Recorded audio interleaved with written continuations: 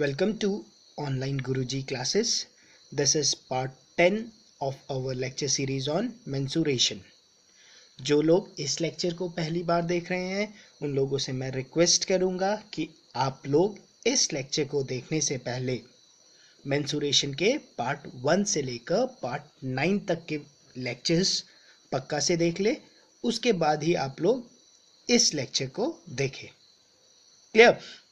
क्योंकि पार्ट 1 से लेकर पार्ट 9 तक हम लोग काफ़ी कुछ डिस्कस कर चुके हैं, ठीक है। तो वो कंसेप्ट्स आप लोगों के क्लियर होंगे, तभी आप लोग इस कंसेप्ट पे स्विच करोगे तो आपको फ़ायदा है, ठीक है। डायरेक्टली यहाँ से देखने में कोई फ़ायदा नहीं है। वैसे तो इस ये जो पर्टिकुलर लेक्चर है ये कोई लिंक्ड लेक्चर नहीं है, बट तभी मैं आप लोगों को बोलूँगा कि आप लोग जितने भी लेक्चर्स देखते हो ऑनलाइन गुरुजी के, उन्हें आप लोग सीक्वेंस पे ही देखा करो। क्लियर? पहले पार्ट 1 देख लिया, फिर पार्ट 2 देख लिया, वैसे बीच से उठा के मत देखा करो किसी भी लेक्चर को।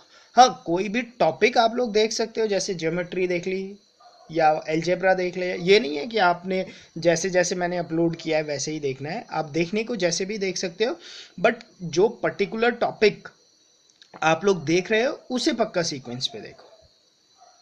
क्लियर? ओके। जिन लोगों ने अभी तक मेरे फेसबुक के ग्रुप ऑनलाइन गुरुजी को ज्वाइन नहीं किया है, उन लोगों से रिक्वेस्ट करूंगा कि आप लोग मेरे फेसबुक के ग्रुप ऑनलाइन गुरुजी को भी ज्वाइन कर लीजिए। क्लियर? ऑनलाइन गुरुजी पे बहुत सारे स्टूडेंट्स हैं, वहाँ पे आप लोग उन लोगों से चैट कर सकते हो। आपको कोई प्रॉब्लम हुए, ठीक है, कोई भी क्वेश्चंस पे, तो आप लोग वहाँ पे पोस्ट कर सकते हो, उसका सोल्यूशन आप लोगों को मिल जाएगा। और भी बाकी सारी आप लोगों की क्वेरीज वहाँ पे इजीली आपको उनके सोल्यूशन मिल जाएंगे, ठीक है। ऑनलाइन गुरुजी जो फेसबुक का ग्रुप है उस पर हमारे 25,000 से ज़्यादा स्टूडेंट्स हैं आप लोगों की तरह, जो कि अलग अलग कॉम्पिटिटिव एग्जाम्स की प्रिपरेशन कर रहे हैं। क्लियर? ओके। आज के हमारे लेक्चर पे हम लोग क्वाड्रिलेटरल डिस्कस करने वाले हैं, ठीक है। उसके बाद हम क्वाड्रिलेटरल के टाइप्स डिस्कस करेंगे, जैसे kite, parallelogram, trapezoid, isosceles trapezoid, trapezoid trapezium को ही बोलते हैं, ठीक है। उसके बाद रोम्बस, रेक्टेंगल, स्क्वायर, ठीक है। ये सारे आपके क्वाड्रिलेटरल के ही टाइप्स है। क्लियर? पहले हम इनके प्रॉपर्टीज डिस्कस करेंगे, मतलब हम इन लोगों की थ्योरी डिस्कस करेंगे, ठीक है। एक बार थ्योरी जब डिस्कस कर लेंगे उसके बाद हम लोग इनसे रिलेटेड क्वेश्चंस करेंगे अपने अगले लेक्चर पे। क्लियर? चलो आज का लेक्चर स्टार्ट करते हैं। सबसे पहले देखते हैं कि फ्लो डायग्राम बना के मैं आप लोगों को बताता हूँ कि कैसे स्टार्ट होगा, ठीक है, और कैसे हम लोग आगे बढ़ेंगे लेक्चर में। क्लियर? ओके। देखो, अगर सबसे पहले मैं बात करूं क्वाड्रिलेटरल की,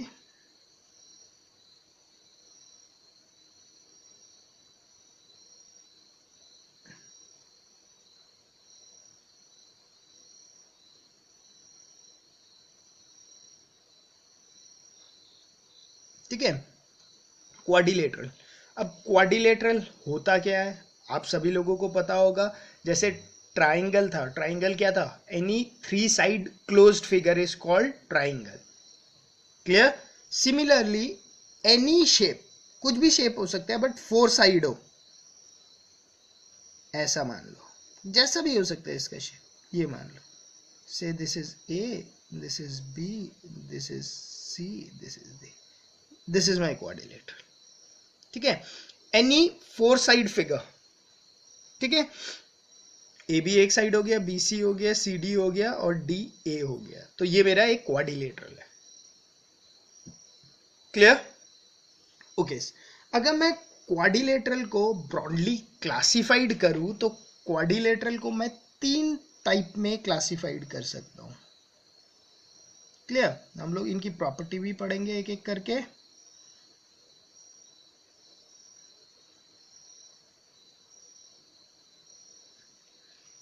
क्लियर? सबसे पहला जो टाइप है इसे मैं बोल देता हूं से काइट।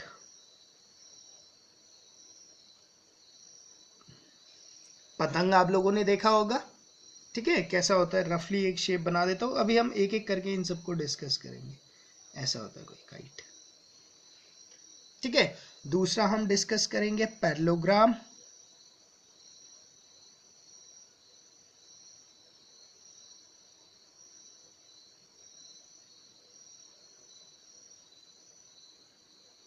ठीक है, एक रफ सा फिगर बनाते चलता हूं। से दिस इज माय पैरेललोग्राम और नेक्स्ट इज माय ट्रेपेजॉइड।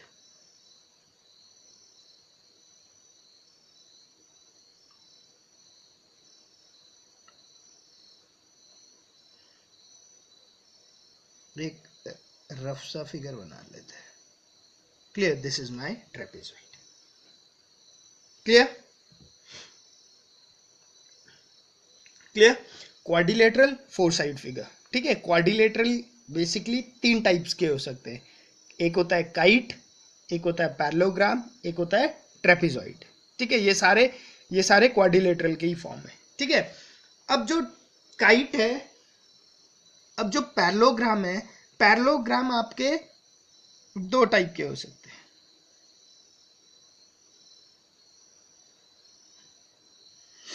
एक होता है आपका रोम्बस,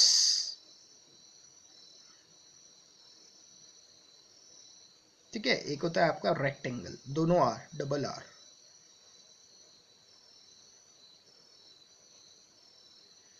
क्लियर, काइट भी आपका रोम्बस हो सकता है।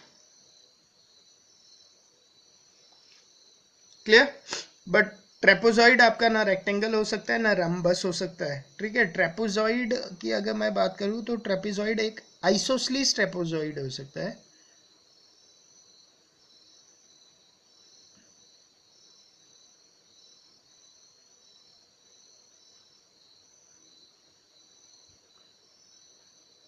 क्लियर, और रोम्बस और रेक्टेंगल जो है वो आपके स्क्वायर हो सकते हैं।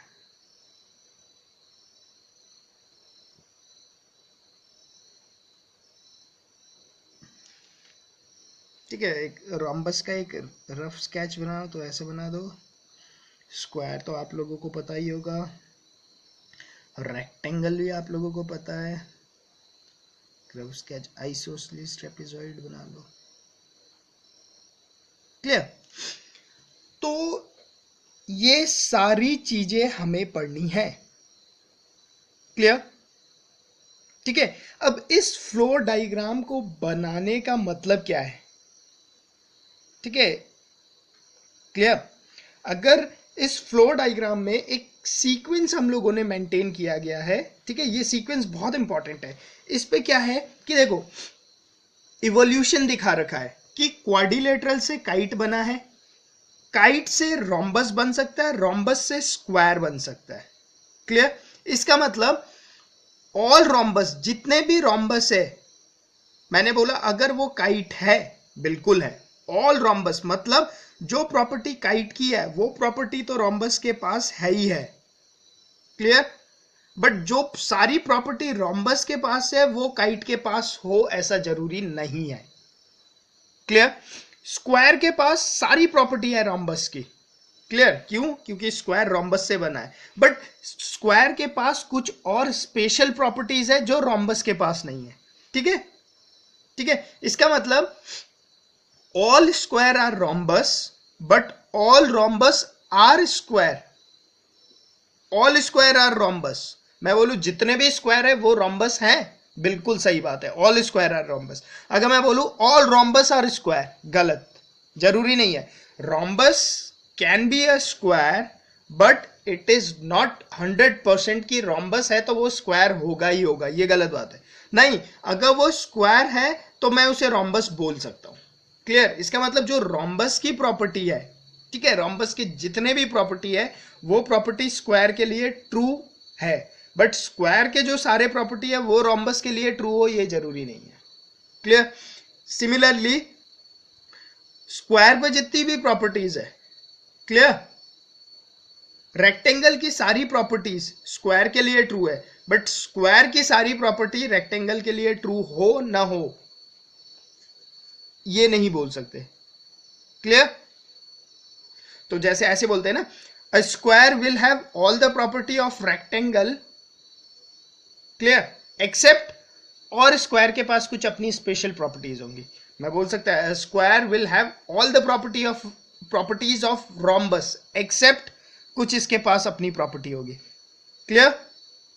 ठीक है, तो इसलिए ये फ्लो डायग्राम बना है। वैसे हम एक एक करके सब चीज डिस्कस करने वाले हैं, तो उस पे आप लोगों को सारी जितनी भी है प्रॉपर्टीज, उन सारी प्रॉपर्टीज की क्लैरिटी हो ही जाएगी। ठीक है, ये जस्ट एक तरीके से मैंने ओवरव्यू दे दिया कि क्वाड्रिलेटरल है, क्वाड्रिलेटरल के 3 टाइप है, काइट है, पैरेललोग्राम है, ट्रेपेजॉइड है। पैरेललोग्राम, काइट, रोम्बस हो सकता है, और पैरेललोग्राम को 2 ब्रॉडली हिस्सों में डिवाइड करा जाता है, रोम्बस और रेक्टेंगल। और रोम्बस और रेक्टेंगल को स्क्वायर में हम लोग क्लासिफाइड करते हैं। क्लियर? और ट्रेपेजॉइड को हम आइसोसेलेस ट्रेपेजॉइड में बीन्स क्लासिफाइड करते हैं। अब एक एक करके हम लोग इनकी सारी प्रॉपर्टीज पढ़ेंगे। ठीक है, और बहुत ही इंपॉर्टेंट लेक्चर है। क्लियर? 2 लेक्चर लग जाएंगे हम लोगों को इनकी प्रॉपर्टीज पढ़ने में, उसके बाद हम लोग इनके क्वेश्चंस करेंगे। एक बार सारी प्रॉपर्टीज क्लियर हो गई तो उसके बाद तो केक वॉक है आपके लिए इनके क्वेश्चंस। क्लियर? ओके, ठीक है। सबसे पहले तो हम लोग स्टार्ट कर लेते हैं क्वाड्रिलेटरल के ही प्रॉपर्टी से स्टार्ट कर लेते हैं। ठीक है, देखो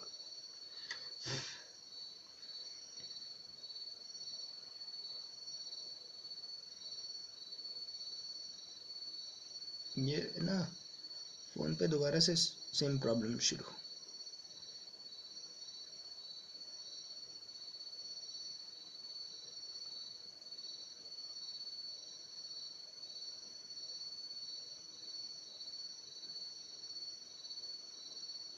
क्लियर?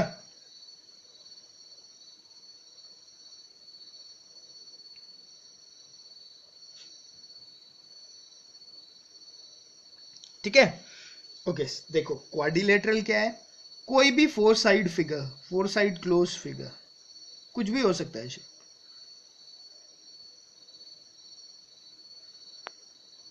मैं ऐसा शेप दे देता हूँ।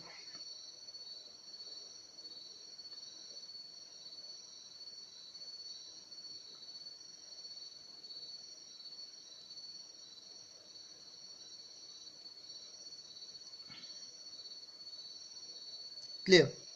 This ABCD is my quadrilateral. 4 side figure है, ये एक क्वाड्रिलेटरल है। Clear? Okay.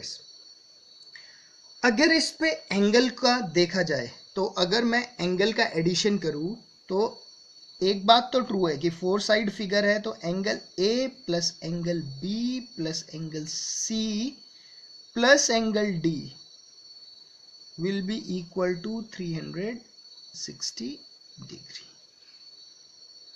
Clear? Sum of interior angle of a quadrilateral is 360 degree. Like triangle का क्या था? ट्राइंगल का था 180 डिग्री, क्वाड्रिलेटरल का कितना होगा? 360 डिग्री। और वैसे भी मैंने पॉलीगन्स पे आप लोगों को बताया, फॉर एन साइड पॉलीगन्स क्या होता है? n-2 into 180 degree, sum of internal angles. ठीक है, यहाँ पे n4 है तो 4 - 2 is 2, 2 into 180 is 360 degree. Clear? आप लोग ऐसे भी याद रख सकते हो। वैसे आप लोगों को होपफुली सभी को याद भी होगा ये बात। क्लियर? ओके। नेक्स्ट चीज कि आपको एक क्वाड्रिलेटरल दे दिया और बोला गया कि इस क्वाड्रिलेटरल का एरिया निकालो। क्लियर? तो उस क्वाड्रिलेटरल का एरिया निकालने के लिए क्या क्या आप लोगों को पता होना चाहिए? देखो इस पे जो BD को अगर मैं ज्वाइन कर देता हूं तो BD क्या है मेरा? डायगोनल से। BD क्या है मेरे? BD क्या है मेरा? BD मेरा डायगोनल है। क्लियर? और A से इसके ऊपर मैं एक परपेंडिकुलर ड्रॉप कर देता हूं, से इसकी हाइट में मान लेता हूं H1।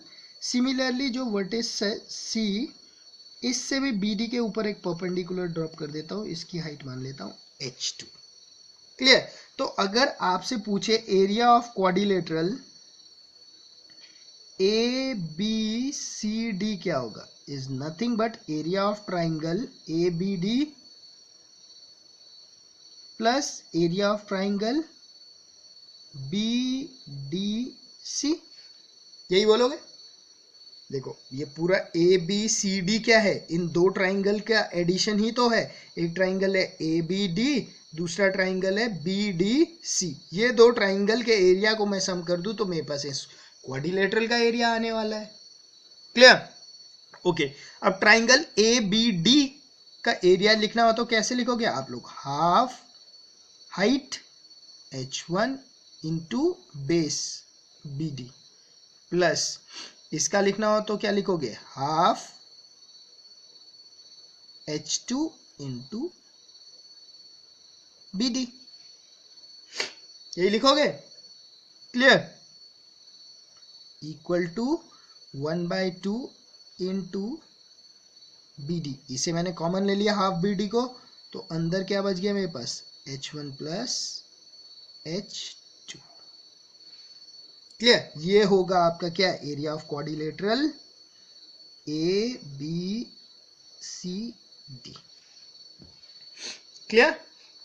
तो क्वेश्चन किस टाइप के आते हैं, जब क्वेश्चन करेंगे हम लोग उस पर डिस्कस करेंगे। ठीक है? बोल दिया जाएगा कि एक क्वाड्रिलेटरल है आपके पास ए बी सी डी, जिसपे कि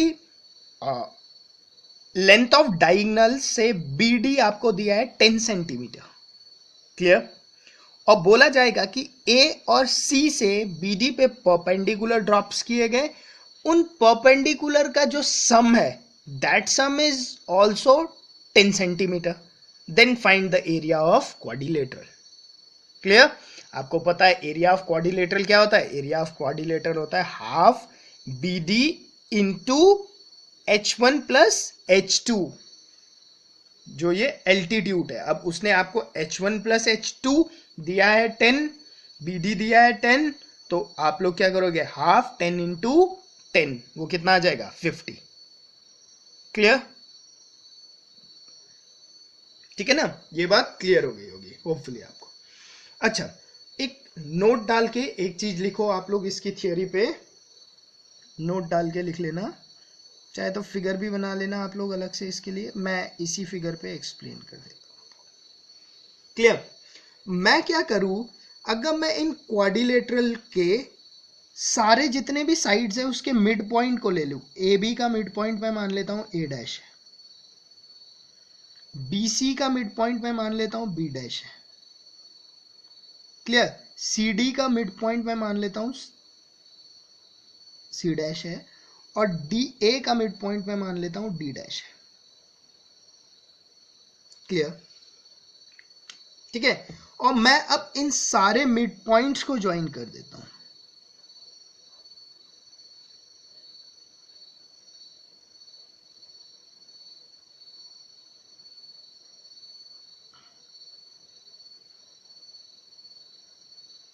क्लियर? क्लियर? तो जो अब ये फिगर बन के आया, A dash B dash C dash और डी डैश, ये क्या होगा आपका? ये जो होगा आपका A dash B dash C dash और डी डैश, ये आपका होगा पैरेललोग्राम। क्लियर? ये क्वेश्चन आपका बहुत बार पूछा गया है कि एक क्वाड्रिलेटरल है, क्वाड्रिलेटरल के साइड के मिड पॉइंट्स को ज्वाइन करके एक नया क्वाड्रिलेटरल बना, A dash B dash C dash और डी डैश। तो जो ये नया क्वाड्रिलेटरल बन के आएगा ये क्या होगा? ऑप्शन में दिया जाता है पैरेललोग्राम, से ट्रेपीजियम, से रोम्बस, से स्क्वायर, ऐसे आप लोगों को क्वेश्चन दिया जाएगा। क्लियर? तो जब भी क्वाड्रिलेटरल के साइड के मिड पॉइंट्स को जोड़ के एक नया क्वाड्रिलेटरल बनाया जाता है तो वो हमेशा क्या होता है? वो हमेशा पैरेललोग्राम होता है। क्लियर? आप लोगों ने आंसर क्या मार्क करना है वहां पे? पैरेललोग्राम।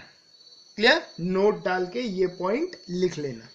ठीक है? और साथ में फिगर भी बना लेना ताकि बाद में आप लोगों को कभी जब दोबारा रिवीजन करो तो याद रहे कि ए बी सी डैश क्या बनेगा आपके लिए? पैरेललोग्राम बनेगा। क्लियर? ठीक है? क्लियर? इतना बात आप लोगों को एक जनरल क्वाड्रिलेटरल के बारे में पता होना चाहिए, ठीक है? अब हम क्वाड्रिलेटरल के सारे टाइप डिस्कस करेंगे, ठीक है? सबसे पहले हम जो टाइप डिस्कस करते हैं, चलो जनरली आप लोगों को पैरेललोग्राम सुना होगा, रोम्बस, ट्रेपेजॉइड सब सुना होगा। काइट बहुत कम बुक्स पे होता है, तो हम लोग काइट से ही स्टार्टिंग करते हैं। क्लियर? सबसे पहला फिगर जो हम देख रहे हैं that is our kite.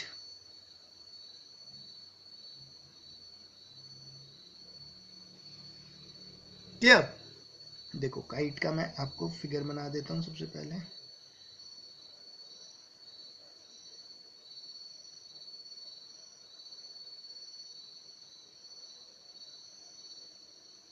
This is our kite.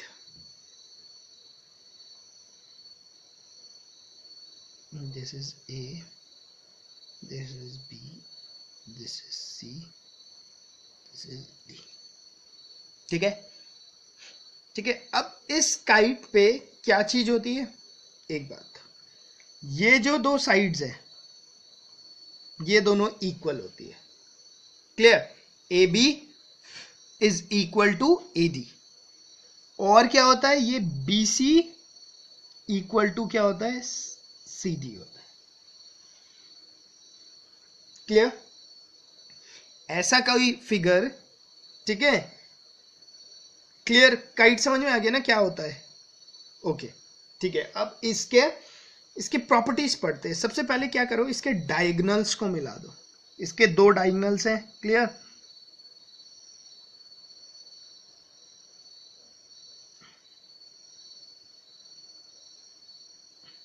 ये इसके डायगोनल, ए सी और बी डी क्या है? इसके डायगोनल्स हैं। तो सबसे पहले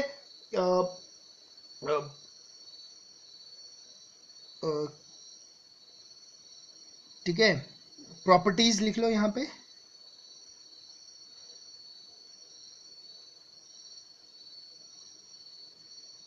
ठीक है, फर्स्ट प्रॉपर्टी पे लिख लेना। अगर इसकी साइड की बात करूं तो मैं क्या होता है? A B is equal to A D and B C is equal to C D. Clear? और ए सी और बी डी क्या है? इसके डायगोनल्स है। क्लियर? ओके, नेक्स्ट, इस काइट का आपको अगर एरिया निकालने को आ जाए, clear? Area of kite,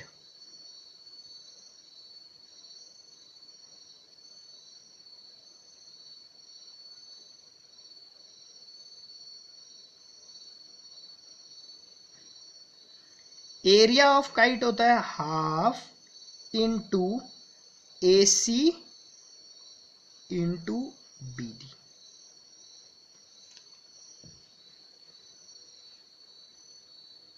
clear? ठीक है, एरिया ऑफ काइट क्या होता है? Half product of length of diagonals. Clear? 1/2 ए सी एक डायगोनल है, बी डी दूसरा डायगोनल है, तो ए सी इंटू बी डी क्या हुआ? Product of length of diagonals. उसे अगर हाफ से मल्टीप्लाई कर दोगे तो आपके पास क्या आ जाएगा? इस काइट का एरिया आ जाएगा। क्लियर? ये सारी प्रॉपर्टीज आप लोगों को बाय हार्ट होनी चाहिए, जितनी भी प्रॉपर्टी मैं डिस्कस कर रहा हूँ। क्लियर? प्री पे तो आप लोगों का जितना फीडबैक मुझे आया है उसके हिसाब से तो बहुत इजी क्वेश्चंस आ रहे हैं। क्लियर? तो अगर कोई क्वेश्चंस आते हैं काइट का तो डायरेक्ट आप लोगों को दे दिया जाएगा कि एक काइट है, उसके डायगोनल्स की लेंथ ये और ये है, आपको इसका एरिया बताओ। ठीक है, इस टाइप के क्वेश्चंस आएंगे। Direct half d1 into d2 कर दोगे, लेंथ ऑफ डायगोनल्स को मल्टीप्लाई करके आधा कर दोगे तो एरिया ऑफ काइट निकल आएगा। बट मेंस पे क्वेश्चन आया है, क्या पता मेंस का लेवल थोड़ा अच्छा आ जाए तो वहां पे बहुत सारे ट्रिक्स क्वेश्चन बन सकते हैं। उसके लिए क्या होते हैं, आप लोगों को इनकी प्रॉपर्टीज एकदम पता होनी चाहिए। मतलब जैसे मैंने आप लोगों को बोला था, अगर कोई आपको बोले मीडियन तो आपको एकदम से उसके साथ प्रॉपर्टीज आपके दिमाग पे क्लिक होने चाहिए। सिमिलरली कोई आपको बोले काइट, तो काइट बोलते ही जैसे ही क्वेश्चन में लिखा आता है अ काइट, क्लियर, आपके दिमाग पे काइट के सारे प्रॉपर्टीज उसी टाइम फ्लैश हो जाने चाहिए कि यार काइट ऐसा होता है, इसका एरिया इतना होता है, इस पे ये प्रॉपर्टी होती है, डायगोनल्स की ये प्रॉपर्टी है, ये है वो है। अगर आपका एकदम आपकी थ्योरी एकदम स्ट्रांग है तो क्वेश्चन गलत हो ही नहीं पाएंगे आपके। क्लियर? ठीक है, ओके ठीक है। एरिया ऑफ काइट क्लियर हो गया, ओके। अच्छा, अब काइट में देखा एक एक स्पेशल प्रॉपर्टी है, बहुत सारी स्पेशल प्रॉपर्टी है, सारा डिस्कस करेंगे।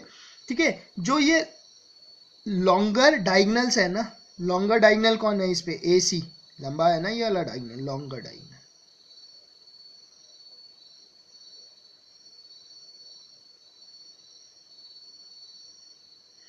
ठीक है, जो ये लॉन्गर डायगनल है वो जो शॉर्टर डायगनल है BD, इसे बाइसेक्ट करता है। मैं इस पॉइंट को बोल देता हूं O। इसका मतलब BO जो है वो इक्वल है OD के। Clear? Longer diagonal in case of kite, longer diagonal bisect small diagonals. Clear? जो AC है वो BD को बाइसेक्ट करता है। इसका मतलब जो OB की लेंथ है वो किसकी लेंथ होगी? OD की भी लेंथ होगी। थर्ड पॉइंट ये लिख लेना आप लोग। क्या लिखोगे? AC का मतलब जो लॉन्गर डायगनल्स है,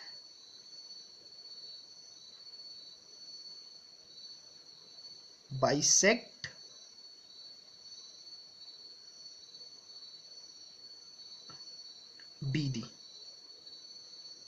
BD मतलब जो मेरे स्मॉलर डायगनल है।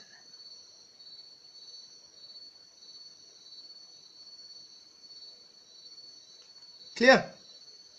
AC bisect BD। Clear? Okay, ये तो रही बाइसेक्ट की प्रॉपर्टी। अच्छा, एक और प्रॉपर्टी होती है, जब लॉन्गर डायगनल और शॉर्टर डायगनल को बाइसेक्ट करता है तो एक और खास बात है कि वो क्या होते हैं?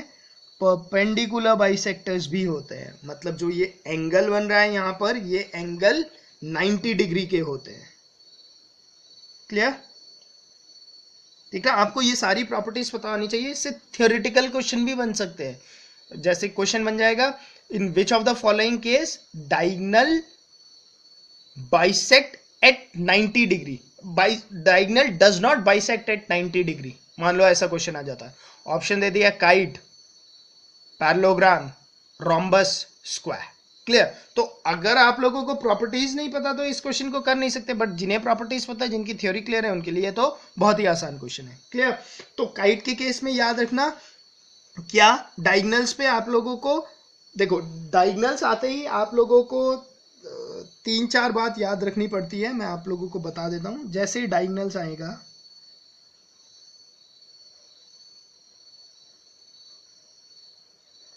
मुझे 4 चीज पता होनी चाहिए।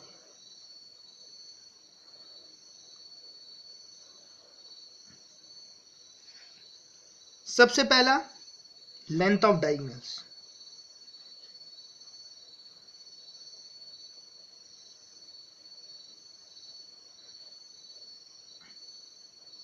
क्या? दूसरा, ये डायगनल परपेंडिकुलर बाइसेक्टर है कि नहीं।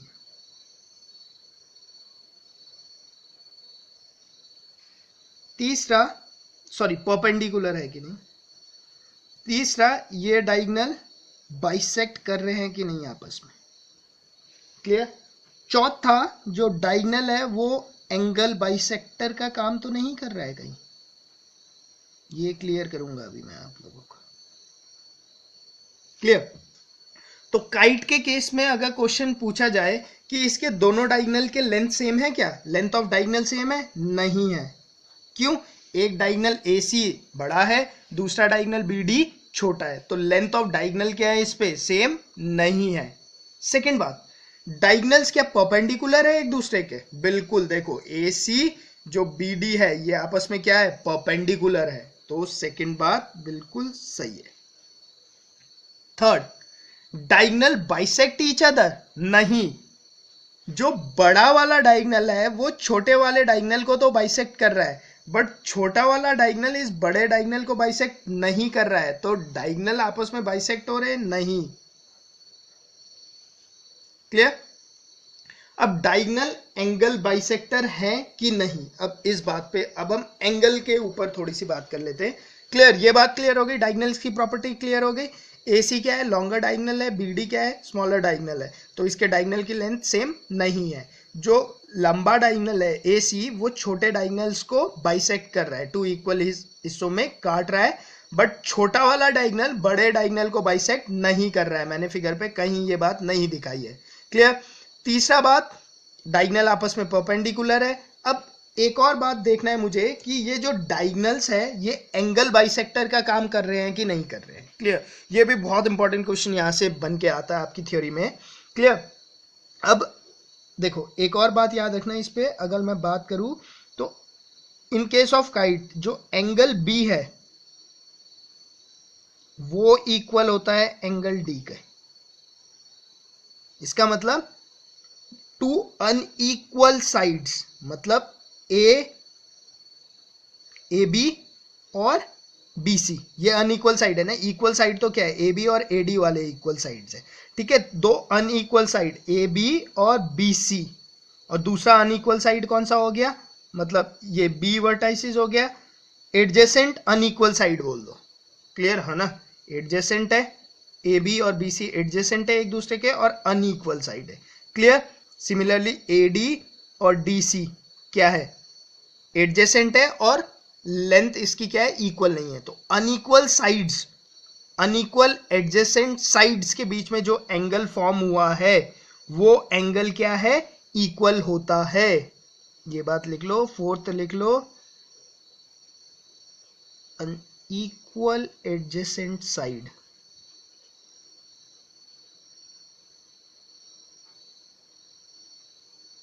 साइड के बीच में जो एंगल बना है, दैट इज एंगल बी बना है, is equal to angle D होता है। क्लियर। और जो इक्वल साइड्स के बीच में एंगल बना है, इक्वल साइड्स कौन से है, equal adjacent side A B और ए डी के बीच में एंगल बना है ए। क्लियर। और बी सी और सी डी के बीच में बना है सी। ये दोनों क्या होते हैं, आपस में इक्वल नहीं होते हैं। Angle A is not equal to angle सी।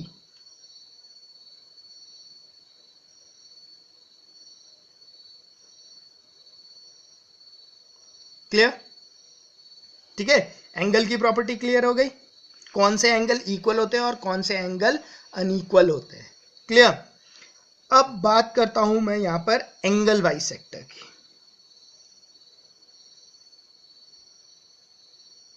ठीक है, यहां से एक बहुत ही इंपॉर्टेंट क्वेश्चन बनता है आपके पेपर में और बहुत ही ट्रिकी क्वेश्चन होता है।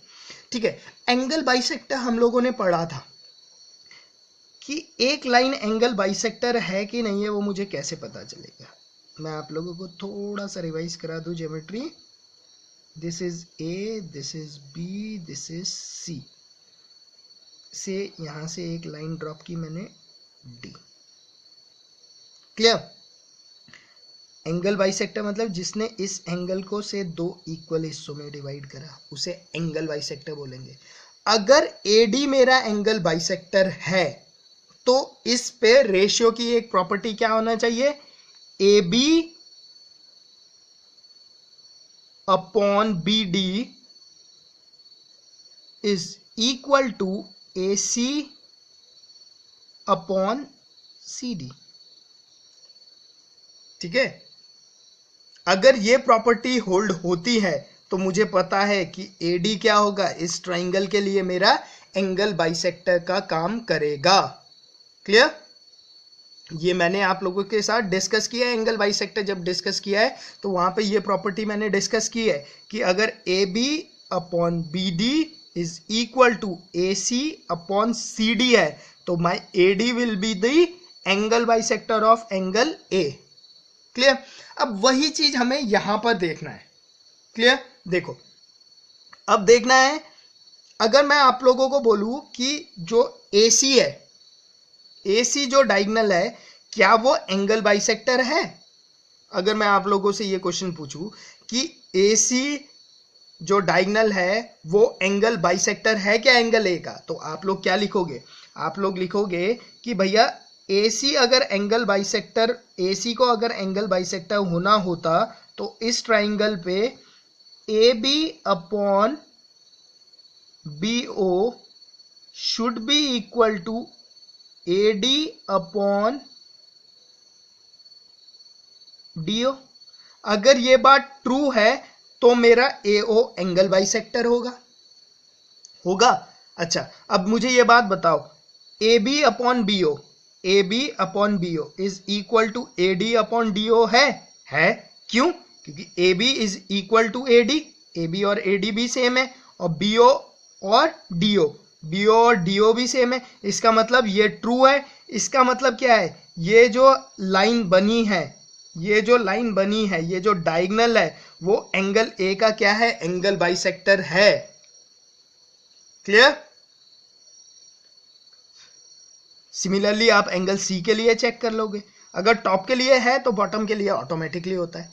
इसका मतलब जो लंबा वाला डायगोनल है, जो लंबा वाला डायगोनल है काइट के केस में, वो क्या है, वर्टाइसेस का एंगल बाइसेक्टर है। क्लियर? अगर ये पूछा जाएगा कि in case of kite longer diagonal is the angle bisector, आप बोलोगे yes, longer diagonal is the angle bisector. Clear? अगर मैं छोटे के लिए पूछूं, इसका मतलब क्या होगा, अगर ये अल्फा है तो ये भी अल्फा होगा, सिमिलरली क्योंकि ये बीटा होगा तो ये भी बीटा होगा। क्लियर? इसका मतलब जो ए सी डायगोनल है वो एक्ट कर रहा है as a angle bisector. Clear? अच्छा, ये जो बी डी है, ये है क्या एंगल बाइसेक्टर, इसे चेक कर लेता हूं। तो इसके लिए मैं लिखूंगा, क्या लिखूंगा, देखो, B C over C O is equal to A B over A O. ये इक्वल है क्या, बी सी ए बी के इक्वल है? नहीं, इक्वल नहीं है। सी ओ ए ओ के इक्वल है? नहीं है। इसका मतलब ये इक्वल नहीं है। अगर ये इक्वल नहीं है तो बी ओ क्या है, मेरा एंगल बाइसेक्टर नहीं है। क्लियर? तो in case of a kite जो लॉन्गर डायगोनल है, that diagonal is the angle bisector, but जो शॉर्टर डायगोनल है वो क्या है, एंगल बाइसेक्टर नहीं है। क्लियर? ठीक है, ओके, ठीक है। काइट के लिए आई गेस इतनी प्रॉपर्टी काफी रहेगी। ठीक है, मैंने सारी ही प्रॉपर्टी बता दी आप लोगों को काइट में। अगर इतनी प्रॉपर्टी आप लोगों को पता है तो आई डोंट थिंक कि जो क्वेश्चंस आएंगे मेंस पे भी आते हैं तो आप लोगों को कोई प्रॉब्लम होगी। ठीक है, सिंपल सा है इतनी प्रॉपर्टी पता होने के बाद। तो क्लियर? एंगल की प्रॉपर्टी डिस्कस कर ली, एरिया डिस्कस कर लिया, इनके डायगोनल्स की प्रॉपर्टी डिस्कस कर ली, सारे डायगोनल्स पे देख लिया, चारों केस देख लिए। क्लियर? और बाकी सब भी देख लिया। क्लियर? ओके, आज के लेक्चर में इतना ही डिस्कस करते हैं। इसके पार्ट 2 में और केसेस डिस्कस करेंगे। आई गेस इसकी थियोरी ही 3 पार्ट में जाएगी, उसके बाद इनके क्वेश्चंस करेंगे हम लोग। क्लियर? अगर आपको लेक्चर पसंद आया है तो इसे लाइक पक्का कीजिए, चैनल को सब्सक्राइब कीजिए और ज़्यादा से ज़्यादा अपने फ्रेंड्स लोगों के साथ शेयर कीजिए। Okay, thank you.